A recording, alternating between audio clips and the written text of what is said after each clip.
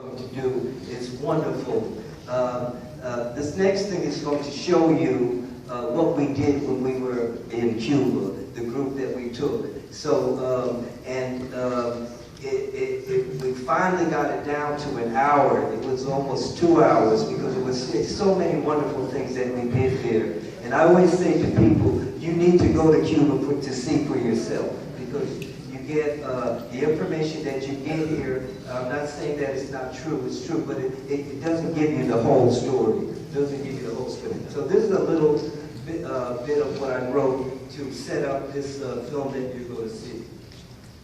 In 1977, President Carter opened travel to Cuba for U.S. citizens. And out of curiosity, I decided to travel to Cuba. I was living in Newark at the time, and when I arrived to Havana, the first thing that I noticed that they had such a large black population there.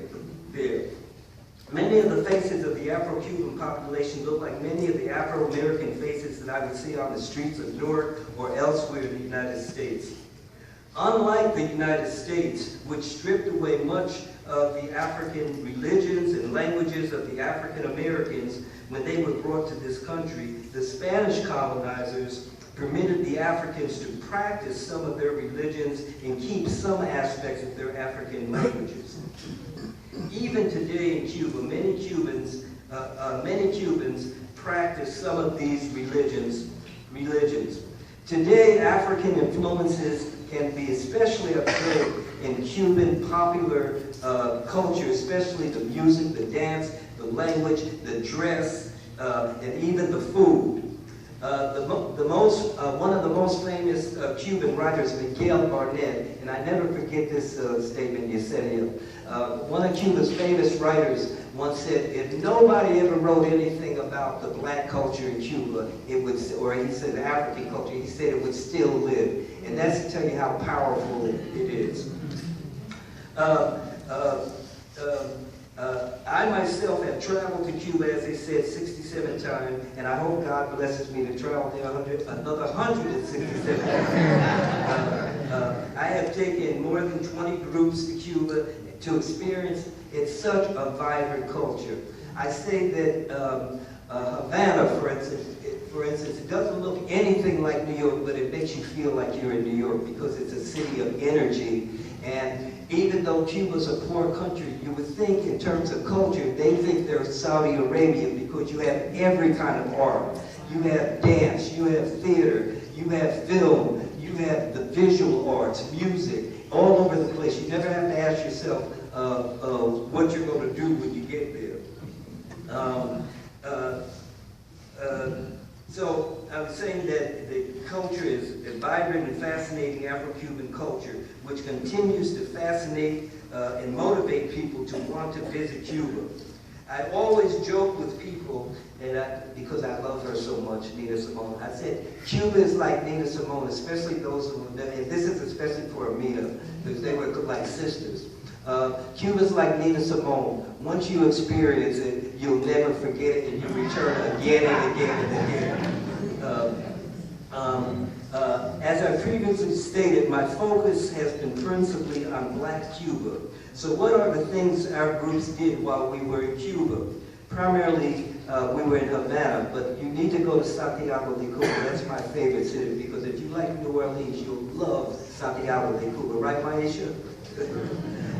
Like most tour groups that traveled there, we visited the museums, the galleries, but there are a number of Afro-centered institutions in Cuba. There are a number of Afro-Cuban institutions, and we spent a lot of time visiting places like Casa de Africa, which focuses on the culture of the African diaspora.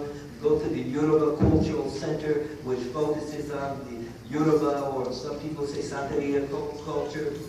We went to the National Folkloric Dance Company, the Fernando Ortiz Center. There's so many Afro-centered cultures. The Orisha Museum in the town of Guanabacoa.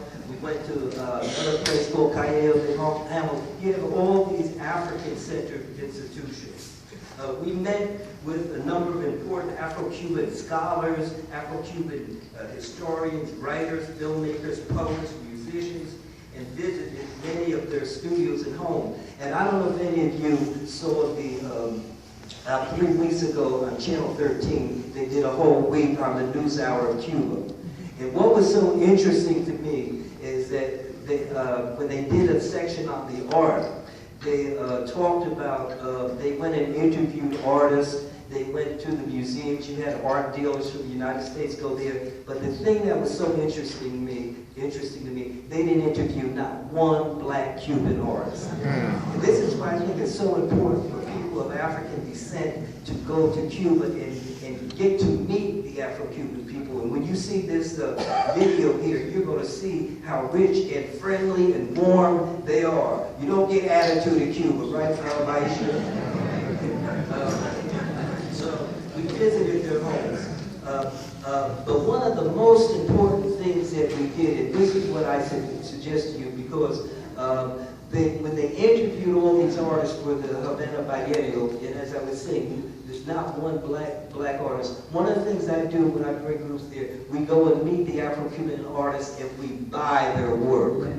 You need to support. Don't just go there. Art schools, and when we went to the schools, we brought them school materials, because you don't really realize the power that the American embargo had on Cuba, where they're like on their knees. So we go there to try to help as much as we can. Last August, myself and artists Nanette Carter and Melvin Edwards organized and curated an exhibition called, as Gloria said, African American Artists in Abstraction for the National World Art Museum in Havana. According to the National Museum, we had over 800 people attend the opening of the exhibition. Yet they never saw so many black Cubans in that museum. The museum officials informed us that our exhibition was one of the most attended openings they ever had. Also, we had a beautiful 60-page catalog printed in Spain. Because one of the things in Cuba that they really don't know much about black culture.